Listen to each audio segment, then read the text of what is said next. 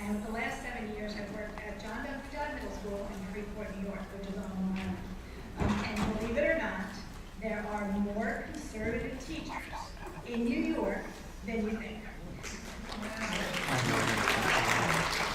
And once they find one person who's average, they kind of go on and we're getting them bit by bit. So this past Wednesday, New York State Department of Education released our results for our English and Math state tests that our students took back in September. And when these tests were, before they were even given, we were told that our scores were going to go down significantly. And they were correct. As a state, 31% of our students were considered proficient in math, statewide.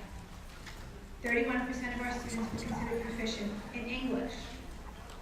And that's a drop of almost 25% of where we were last year. So why did our scores go down so horribly in 1 year? It's not because of what was taught in the classroom. It's because we aligned our state tests with the Common Core standards. And to discuss what Common Core is, how it affects our children in the classroom, and how to fight back, we have on the panel today Joy Pullmann from the Heartland Institute, Rosa Leonetti, New Jersey SGPA State Coordinator and Educator, and Marcia Chambliss, Alabama SGPA State Coordinator. I'm going to ask each one of the ladies to introduce themselves, and then we'll go from there. Rosa, if you could start.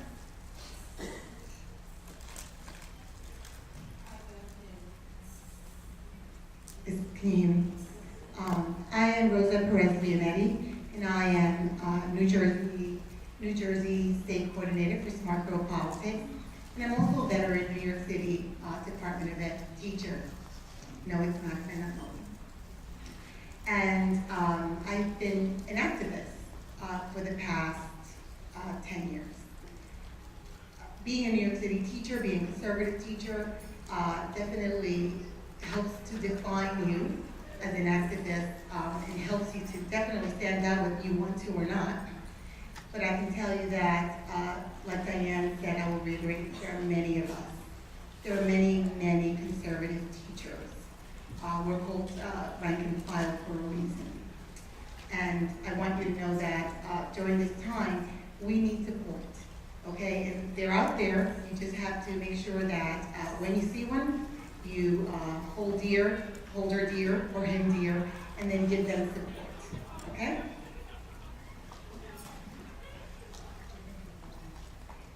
My name is Joy Pullmann. I'd like to borrow a line from Phyllis Schlafly and say thank you to my husband Nathaniel and to my 3 kids for letting me be here.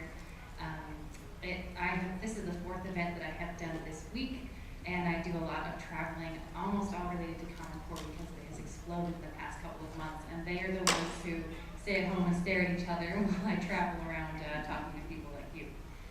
So the third one doesn't have any choice about whether he comes or not, but the rest of them, have some good input. So I work for the Heartland Institute, which is a state-focused think tank that is headquartered in Chicago. I am a Hillsdale College graduate, and in this spring I won a fellowship to do some in-depth reporting on Common Core that I'll be conducting over the course of the next year. So I hope that some of that I've already been doing, so I hope to have a lot to share with you from the work I've done so far. I'm Marcia Chambliss. I'm the Alabama State Coordinator. I'm not a teacher. I'm not a policy wonk as far as education, but I am an activist that cares about what Common Core is going to do to our children and our grandchildren. I worked closely with the task force in Alabama trying to get our GOP-led legislature to repeal Common Core this past spring, and unfortunately, they peeled off one by one. But I think as the momentum grows, the opposition to Common Core, they are going to be hearing loudly and very frequently from their constituency. So I'm here basically to tell you what we did as activists and what we're still doing. Thank you. So to lay out what Common Core is from a policy perspective, I'm going to ask Joy to begin. So there are basically 2 trends in American education or even in world education that have been simmering under the surface for a long time. And Common Core makes the clash extremely obvious. So the two kind of choices you have, and somebody has to control education, right? You have to have somebody who's kind of the ultimate authority on deciding what happens with the child in regards to his or her upbringing and his or her education. So basically the two choices that you have are going from having parents be that ultimate stopping point, or you can have the government be the ultimate stopping point. And so Europe has chosen government to be the ultimate stopping point, and they have extremely centralized socialist systems of education. In fact, and the United States has been for decades moving toward that same thing. Greater and greater federal, national control over education, and less parent involvement, less and less parent control, less and less community participation in the democratic process.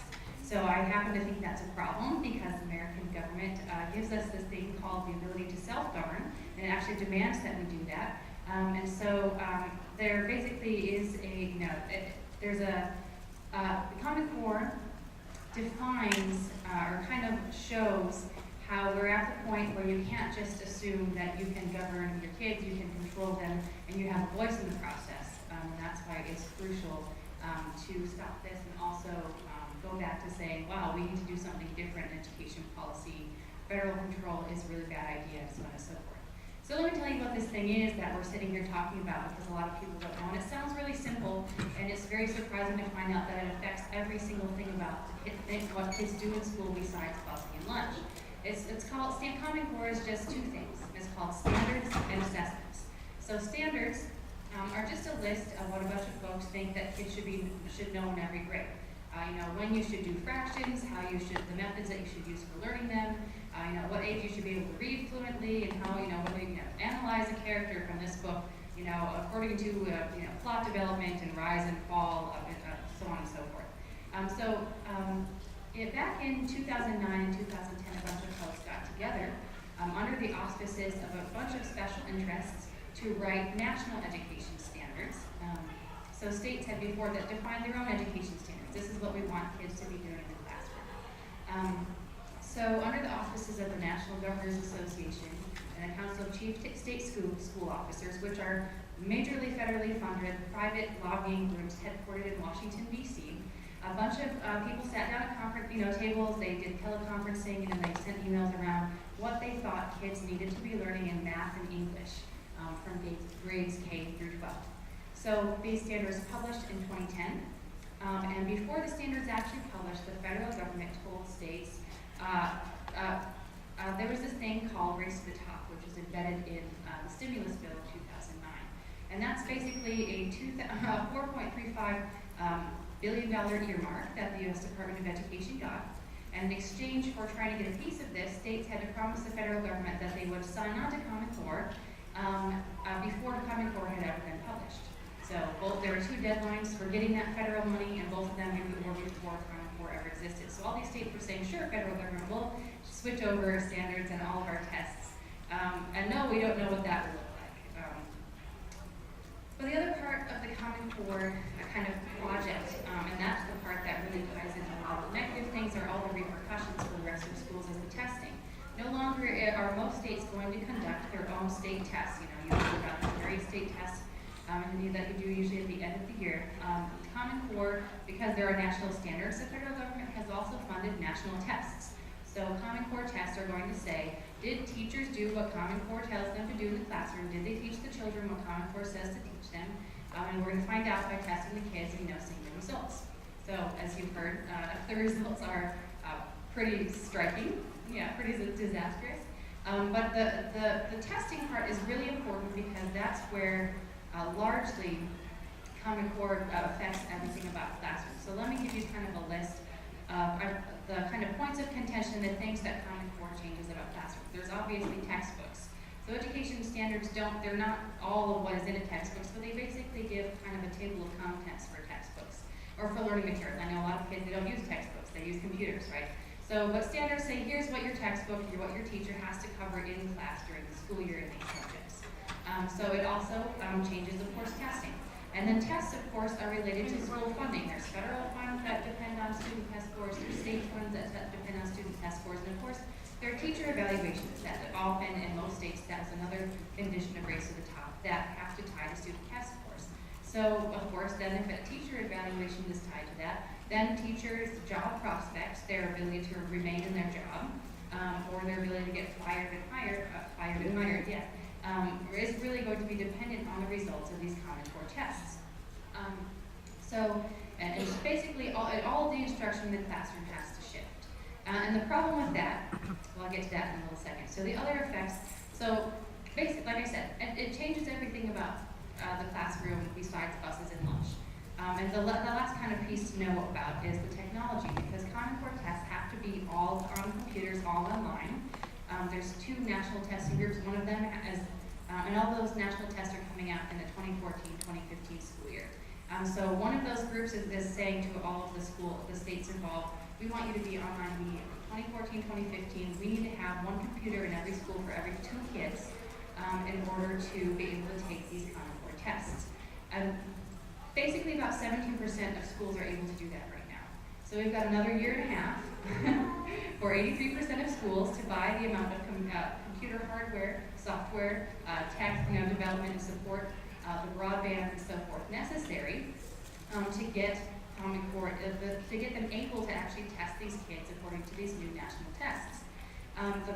So that is extremely expensive, and there's no new money for that anywhere. So costs are a big concern for people who just care about bread and butter, spending, on a time of, they're still, they say we're out of the recession, but it still feels like we're in the recession. It's tight budgets all around.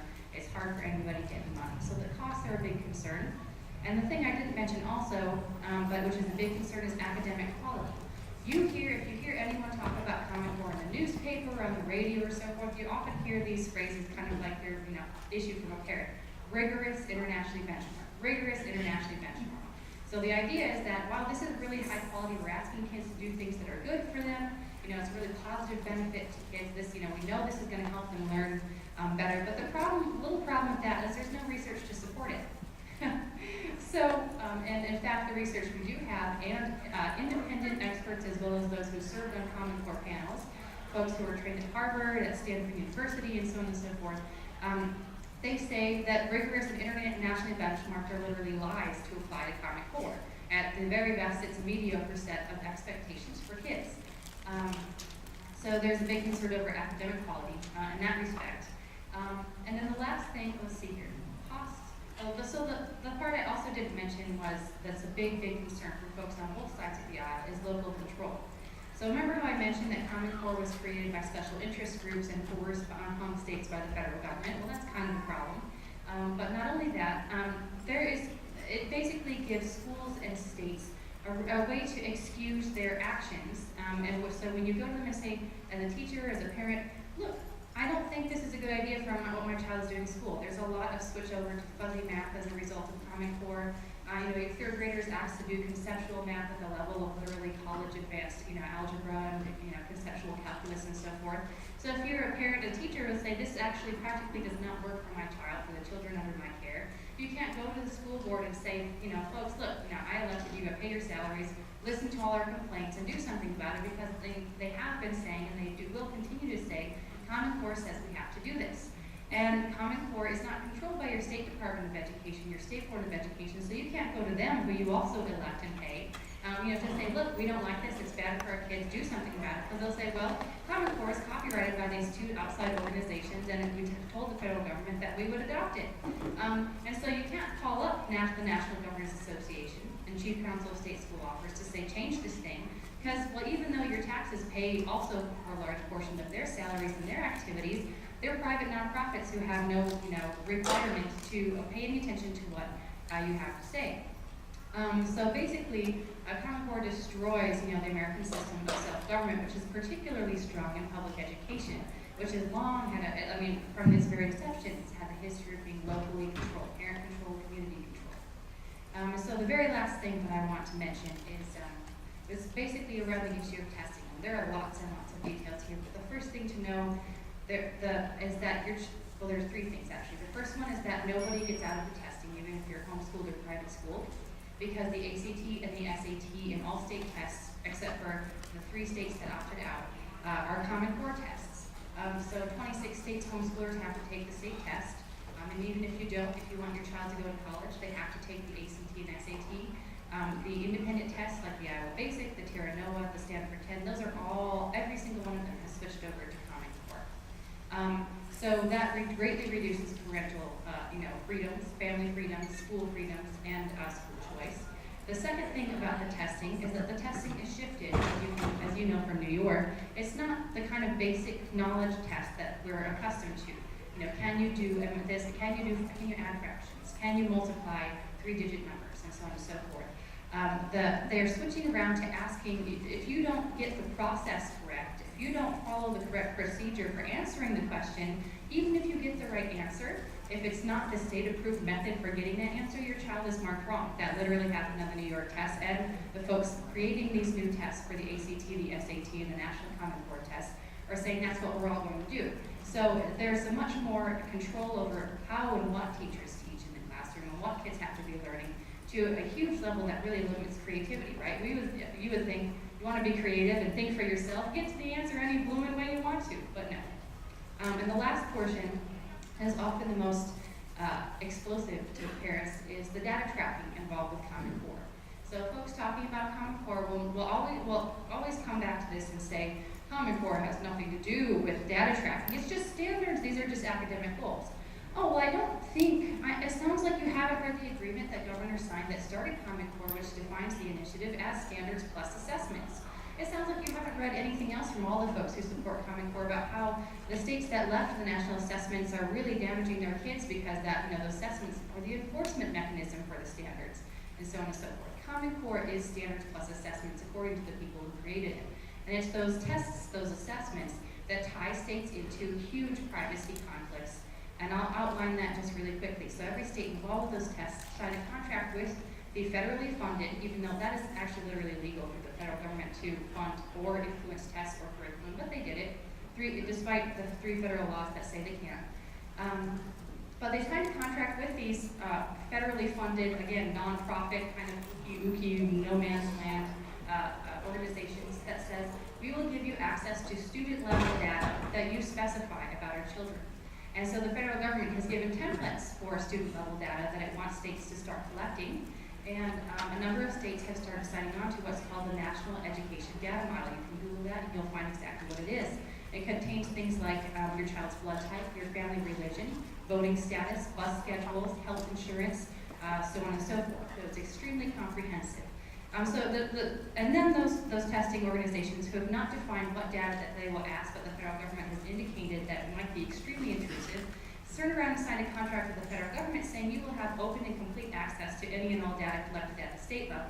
So if you have a state privacy law that protects your students' information, Wisconsin's, for example, has a very strong student privacy law. You cannot give your child's information to anyone without their consent. Once it's outside the state, it has to follow federal privacy law, which the Obama administration erased. Almost erased it, with another one of its famed executive order actions. In 2012, it just rewrote federal privacy law to say that it can change any data it gets about your kids without parent knowledge or consent. It can share them with any company, any individual, any agency that they want. So that's my quick download of all the info about Common Core. I hope that was a 10-minute version, and I'll just pass it on and let you have some questions later. Rosa's next, and then you can discuss about. And a lot of what is said will probably piggyback off of it. You mentioned the data mining, and the bottom line is, I'm going to try to simplify this for you. As an educator, you should be concerned that the Common Core, they call CCLS, right? Sometimes CCLS, sometimes CCL. The name is really wrong. The bottom line is that the educators are now forced to follow this template. The Common Core standards is not a curriculum. They're goals. They're goals set by the government. Anything that comes out of the DOE is never good. Since the ESEA in 1969, right, the Elementary Secondary Education Act, we have been seeing these programs. Goals 2000, who remembers Goals 2000? That was Bush baby, the first one. Then there was, the big one, NCLB, right? And while the assumption is always that it's meant to, which is the big thing here, especially when you're talking about Title I schools. Okay, you need to know that the Title I schools govern everything. Title I schools are your poor schools. ESEA from 1969 came from that kind of umbrella where we need to close the gap. Common Core is an extension of all of these. Basically what they're saying is we need to level the playing field. And what is the favorite word that is often used? So when you read, when the NEA, who gives more money to the Democratic Party than any other organization, puts out an article that says, why the 6 reasons we should love Common Core. You should run. You should be frightened. You should go under your bed, grab your children, never come out. I read this and I said, oh my God, the 6 reasons, right? And what are the 6 reasons? And they're always it's always the same thing. It's always the same equity. Because they want to close the gap between Black students and white students. I don't know where white Hispanics fall into that. But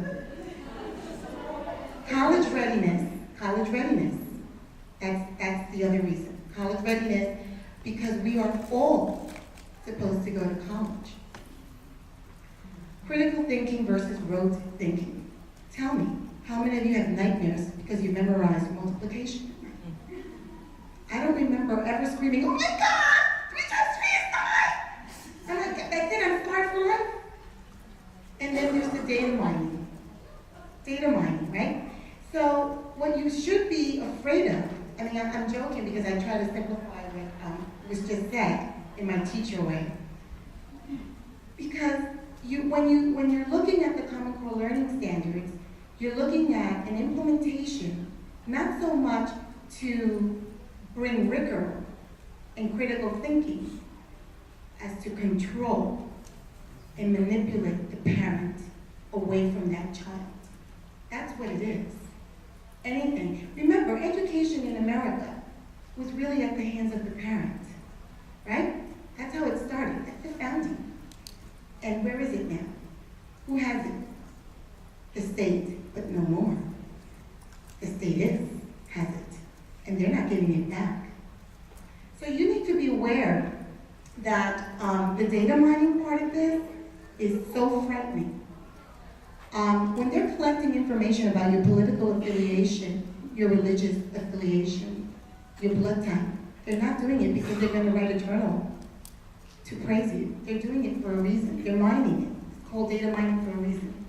There are 3 areas that you should be mindful of as you enter your classrooms each and every day if you have children. The literacy component, which aims to take away and remove classical literature from the curriculum. So think of this. George Washington will not be taught, Frederick Douglass will not be taught, your kids will not know who Ronald Reagan is. But they will know who Frida Kahlo is, Barack Obama is, Che Guevara is. Do you see how dangerous that is? Civil War is gone in social studies. American Revolution is gone, replaced by the social justice themes of inequity and disparity and poverty. And you can see them. They're called now, instead of the classical literature, what you have instead of fiction and classical works and realistic fiction, they have another name for it. Informational texts. Informational texts are everywhere. In science, gone are your topics on the atomic energy. Now it's all green energy. Green. Everything is green. Your poor child comes home, my God, we're not living right. Mom, you can't leave the water running. Mom, you can't do this. You forgot to recycle. We need to turn off the light. They're policing you. Yes, it's cute, but it's not funny. Because what's happening is they're being indoctrinated. In New York City, though we do not, I'm a pre-K teacher. I chose to teach pre-K after teaching elementary for a while because I felt that maybe the damage would be less, right? I could have more control. Goodbye. Guess who has a pre-K standards now? Common Core. I spent my entire year data mining. And so parents need to understand, in New Jersey, we have the best, one of the best legislative, processes in hand when it comes to homeschooling. They have been working at eroding that over the last year, to the point now where homeschooling will now change. And if you think, as I just did this past year, I took my kid out of, she graduated from 4th grade, and they follow the Princeton model in New Jersey. Took her out and I put her in Catholic school. And that Catholic, but then she goes, I want her to learn about Christ and be away from everything that's good for her. Well, you're not exempt, because now your Terra Novas, your ACTs, your GEDs, your SATs, your PSATs, everything will now be aligned to the Common Core learning standards. This malignancy has organizations such as the IRA. They know everything that has the IRA is like horrendous, but this is the International Reading Association, right? And when you go on that website and you look at who they started back in, same thing, not in 99. And when you look at who's on that panel for the IRA, they're the ones that have implemented a lot of the English language arts stuff. And when you look at who's on the panel, University of Chicago people, you have Dorothy Strickland, who did the standards in New York a while back, it blows your mind. It is time for you, the conservative parent, conservative teacher, to start questioning what is going on. It is, you know what, the fact that New York City and New York State did so poorly, it should not come as a shock. Because if the teachers, the educators who are at the forefront of curriculum are not understanding what they are to teach, how are the children expected then to follow? And the fact that they don't want the children to be involved in anything but the indoctrination of certain subject matter, I am not surprised that these children did as poorly as they did. Because the people teaching it do not understand. So, having said that, I'm now going to turn it over to Marcia, who's going to take you into legislative. Rosa mentioned that it's all about green. Well, it is. You need to follow the money. Because that is what this is all about. Bill Gates funded Common Core, what was it, $1 billion?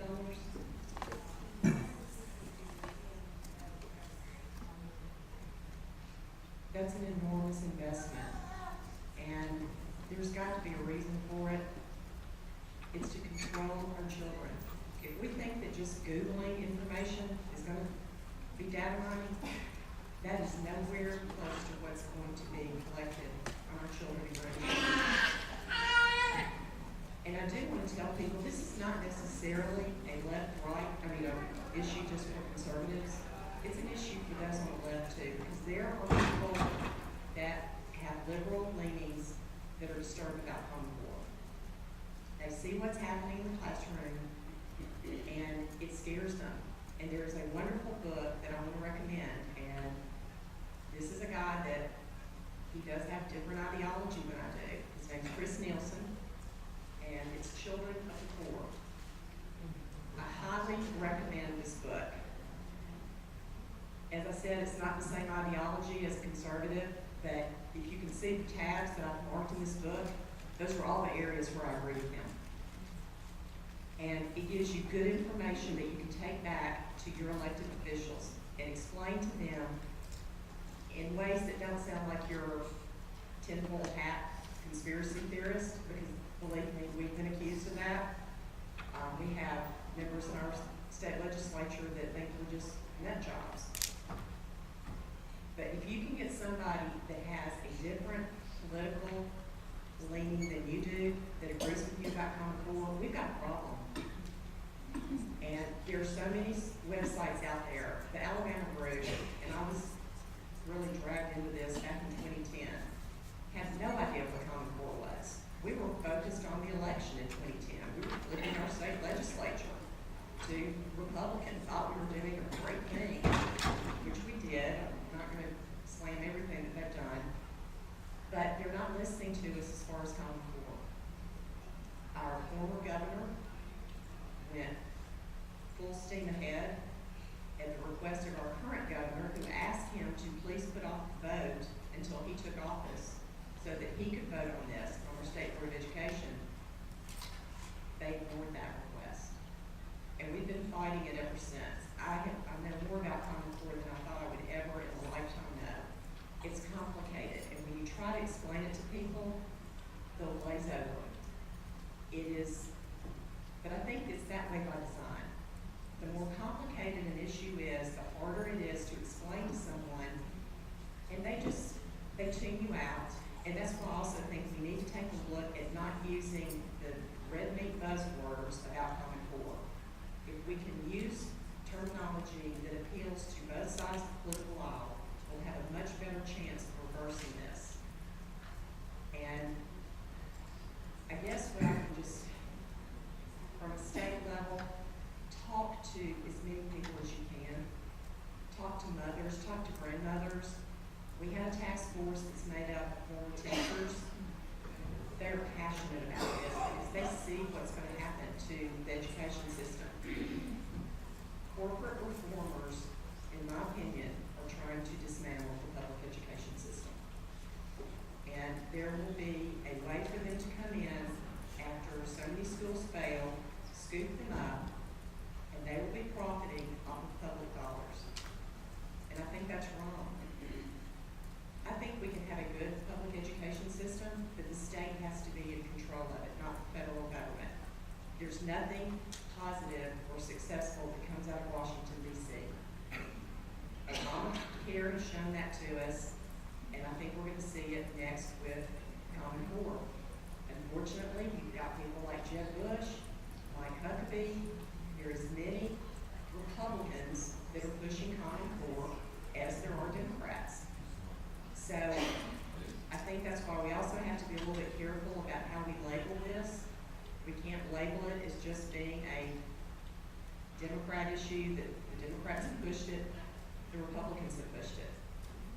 And it's really the benefit of those corporate reformers. They are also trying to take over state legislature. Be careful about who the people are that are running for your state Senate and your state house, because they're being funded by these corporate reformers. When we started, I think I mentioned earlier, we had the support of so many Republicans that were going to repeal Common Core until they started the session. And then they found out who was going to be funding the next election cycle. And it wasn't the grassroots. We don't have that kind of money. Business groups, the chambers of commerce, are in full support of Common Core. They are trying to create a workforce that fits their membership. They're going to try to recruit all of these businesses to come in. So they want to determine what that workforce looks like. To me, that's not the purpose of public education. That's not learning. You're taking creativity completely away from children, and you're going to make them into little robots that cannot think for themselves. So I just want to urge everybody, if you don't have a group in your state that's opposed to Common Core, start one. We have so many good websites around the country. The Alabama website is auee.org. That's Alabamians United for Excellence in Education. We have a wealth of information on that site. And a lot of it is detailed, but you'll find some other things that you can use and talking points that are not as complicated. Thank you. We only have time for a couple of questions because we're running a little bit behind. Can I get a volunteer to take the microphone?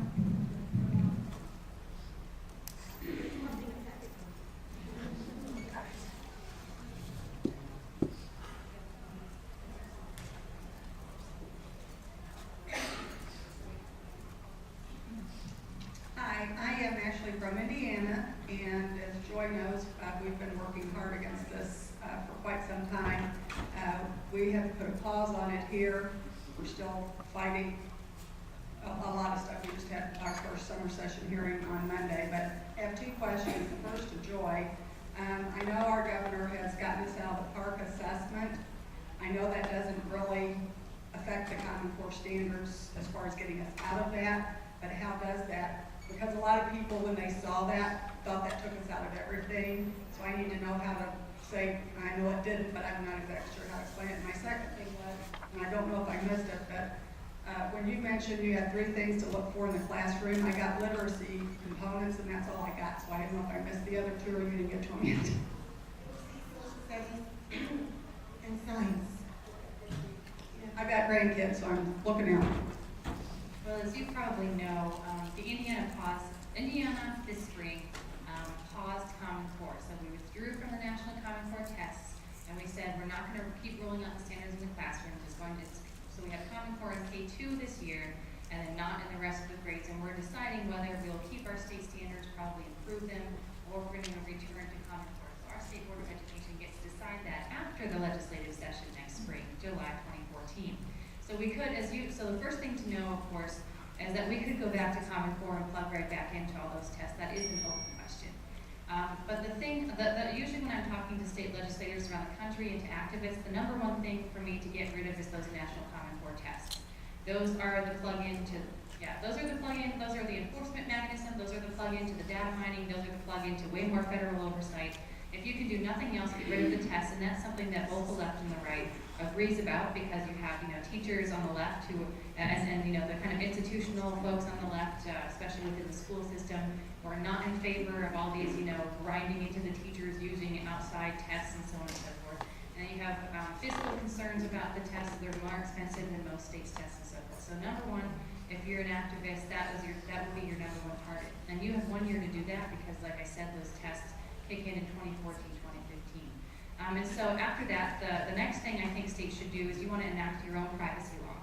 So Oklahoma has a really good privacy law that they just passed. It starts with a review of what's all the stuff we collect, what's all the stuff we promised to collect, and then the next year, the next legislative session, they're going to decide publicly whether the level of collection and the privacy for kids is appropriate, and again, in public view. And so then the third thing is the whole hog repeal, which has been a very difficult thing because of all the entrenched cross-interests after it. So to date, no state has done that yet, and so Indiana may be the first one, but Indiana's pausing inspired a number of other states to do the same thing. And so the same thing with the test. So once the testing costs were announced, and I actually think the Common Core enterprise may dissolve once those tests reach the classrooms because of the tests, because of the absolute wasteland of infrastructure available for those tests to even exist. In 7 states, we had the test collapse that we're trying to be on the computer just because they couldn't handle that many kids online at the amount of time. But that's usually the kind of strategy that I tell folks. And that's a very important step, because I was thinking about that with Marcia yesterday. Now, removing yourself from the park consortium. Once you remove yourself from that, you have more flexibility, more control over your curriculum, okay, than if you are part of that. To date, there are 5 states that are doing that. I think there are 3 or 4, 3 that are done in 2. But there's also, in Colorado, there was a district that was able to remove itself and be exempt from using Common Core learning standards. Their fight and their model, unique to the district, but nonetheless, I think Heritage had the piece on it. So I urge everyone, always check with the education notebook at Heritage, because it always does the work that we don't have time to do. And they have the people doing it. One other thing I want to say, a while ago, E.T. Hirsch, who wrote a great book, Cultural Literacy. Read it. If you were to read any one book, Cultural Literacy, what our kids do not know, right? Need to know. And he crafted, I don't know if you remember this a while back, the series, what your kindergarten needs to know, what your first grader needs to know. And he called that the common knowledge, not to be confused with Common Core. They're just a body of knowledge that you should have, that your child should have, in order to be classically educated. If you can, get that. Arm yourselves, because the bottom line is that you can remove Common Core, and then the people, the stakeholders, right, that need the money, will say, but our children are ill-prepared. They won't be ill-prepared if you're well-informed, okay? Unfortunately, because we're running so far behind, I do have to end the panel, but our panelists will be here if you'd like to ask further questions. Thank you for speaking to us, and again, they'll be available for questions later.